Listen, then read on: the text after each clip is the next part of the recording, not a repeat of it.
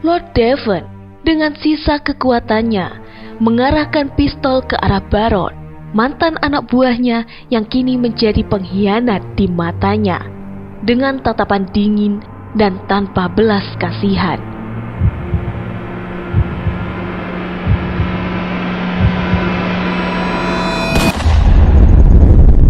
Akhir cerita kegelapan di Darkolan.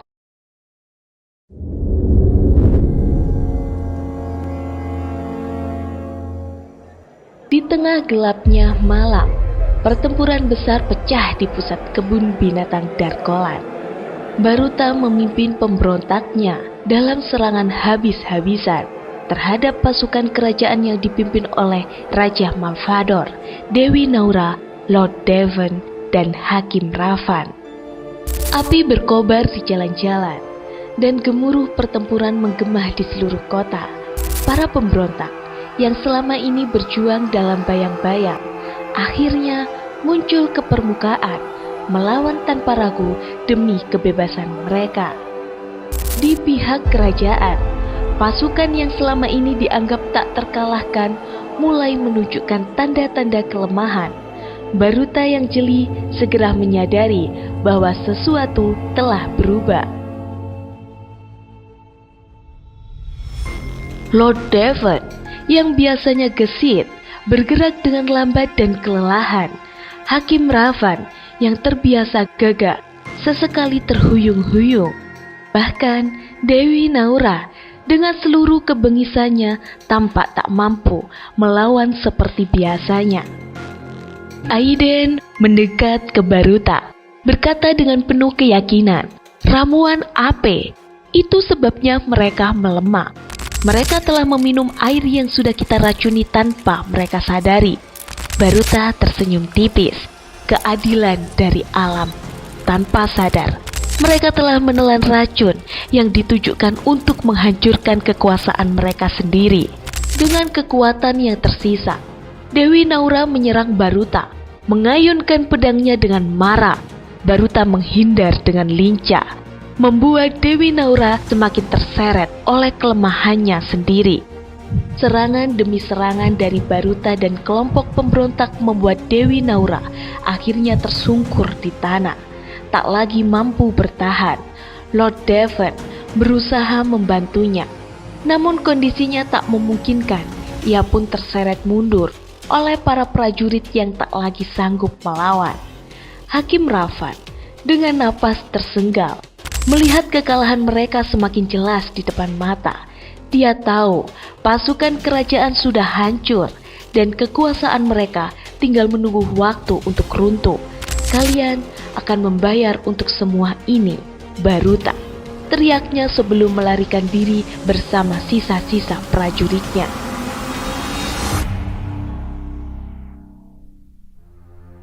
Di saat itu, Baron yang telah berjuang bersama Baruta menatap Lord Devon yang mundur dengan amarah. "Inilah akhir dari segala manipulasi dan kejahatanmu, Lord Devon. Kau telah memperalatku dan sekarang aku melihat siapa dirimu yang sebenarnya." Lord Devon dengan sisa kekuatannya mengarahkan pistol ke arah Baron, mantan anak buahnya yang kini menjadi pengkhianat di matanya, dengan tatapan dingin dan tanpa belas kasihan.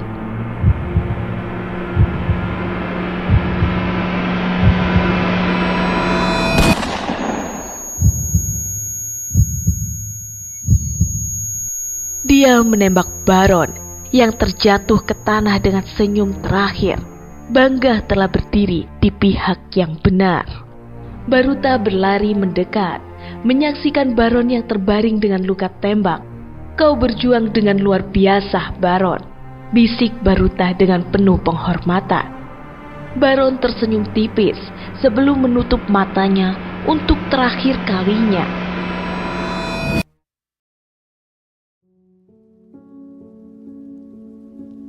Setelah kekalahan kerajaan, kebun binatang Darkolan tampak porak-poranda. Jalan dipenuhi puing-puing, bangunan yang hancur, dan aspal tebal. Namun, di tengah kehancuran itu, ada harapan baru. Rakyat Darkolan yang tadinya tertindas kini mulai merasakan kebebasan dan semangat untuk memulihkan kota mereka.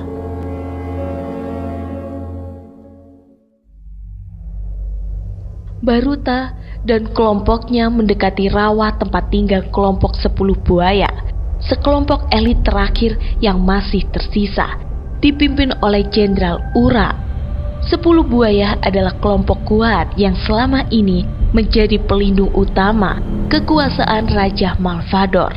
Namun, kini mereka dalam keadaan terpojok. Di sana, di antara kabut rawa yang tebal dalam pepohonan besar yang mengelilingi, Baruta dan Jenderal Urak berdiri berhadapan. 10 buaya yang biasanya terkenal buas kini tampak cemas, menyadari bahwa waktu kekuasaan mereka telah tiba di ujung. Jenderal Urak menatap Baruta dengan tajam. "Kau mungkin menang kali ini, Baruta. Tapi ingatlah, kami adalah 10 buaya.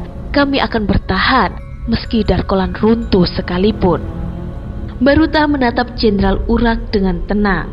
"Darkolan sudah berantakan karena kerakusan kalian. Kami datang bukan hanya untuk menaklukkan, tapi untuk membangun ulang. Kalian punya 2 pilihan, bertahan dan berdamai, atau dihancurkan oleh perubahan." Jenderal Urak tertawa pahit, lalu mengangguk dengan berat hati. "Aku lebih suka mati dalam pertempuran. Tapi kali ini, aku memilih untuk hidup dan melihat apa yang bisa kau lakukan untuk Darkolan." Dengan perjanjian yang tegang, namun damai, Baruta akhirnya meninggalkan rawa tersebut, membawa kemenangan yang tak hanya diraih dengan kekuatan tetapi juga kepercayaan dari rakyat yang kini bergantung pada kepemimpinannya. Di belakangnya, 10 buaya tetap berada di rawa mereka.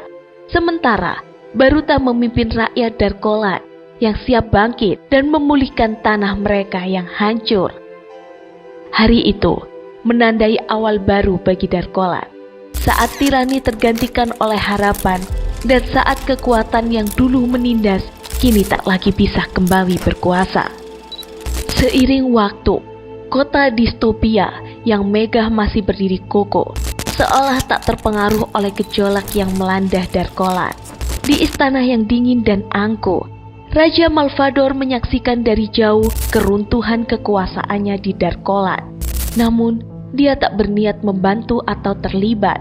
Baginya, Darkolan hanyalah bayangan kelam yang tak layak mendapat perhatian distopia.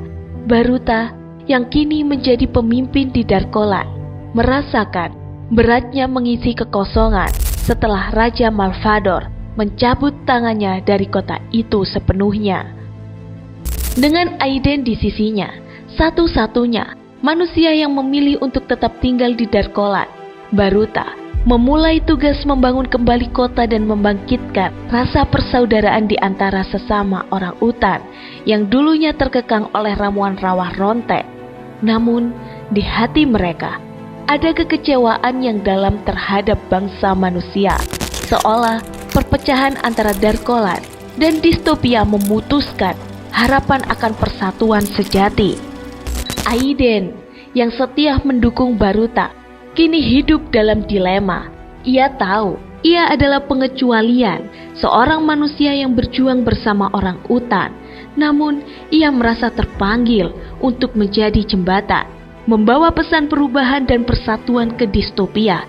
Setiap hari ia merasakan kerinduan mendalam untuk memperbaiki hubungan yang hancur antara kedua kota. Di bawah kepemimpinan Raja Malvador, distopia tetap berdiri angkuh dengan rakyatnya yang percaya bahwa mereka adalah yang terkuat dan tak terkalahkan.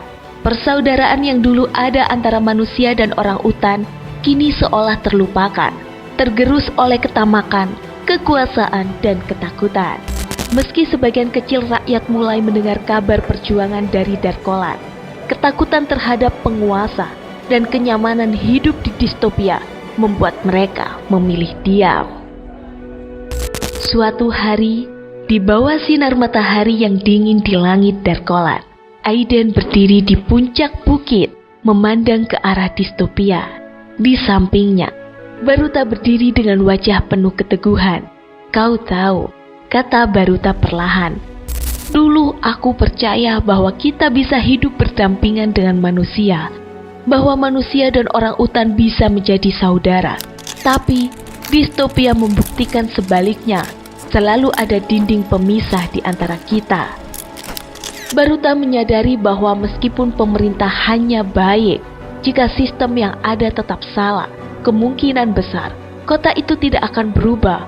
Oleh karena itu, yang perlu diperbaiki bukan hanya orangnya, tetapi juga sistemnya. Memutuskan berpisah dengan distopia adalah jalan terbaik yang bisa dia ambil. Aiden menunduk, merenungi kata-kata itu. Masih ada harapan Baruta. Bukan untuk sekarang, tapi untuk generasi yang akan datang. Kita bisa tanamkan nilai persatuan pada rakyat kita di sini. Dan suatu hari nanti, ketika waktu sudah tepat, persaudaraan itu akan terwujud kembali. Baruta mengangguk. Meski wajahnya tetap keras, ia tahu perubahan tak akan terjadi dalam semalam. Sementara itu, ia dan Aiden harus menghadapi kenyataan hidup di kota yang terpecah, dengan luka yang masih menganga. Darkolan terus melanjutkan pemulihannya, membangun dirinya sebagai tempat yang bebas, di mana orang utan dan manusia yang berani melawan penindasan dapat hidup bersama. Pajak di Darkolan tetap ada, namun benar-benar digunakan untuk kesejahteraan masyarakat di dalamnya. Perhitungannya pun dilakukan secara transparan dan akuntabel. Namun hingga saat itu tiba, kedua kota tetap hidup di dunia yang terpisah. Satu dengan kekuasaan yang kokoh dengan angkuh, dan satu lagi dengan semangat kebebasan yang baru terlahir.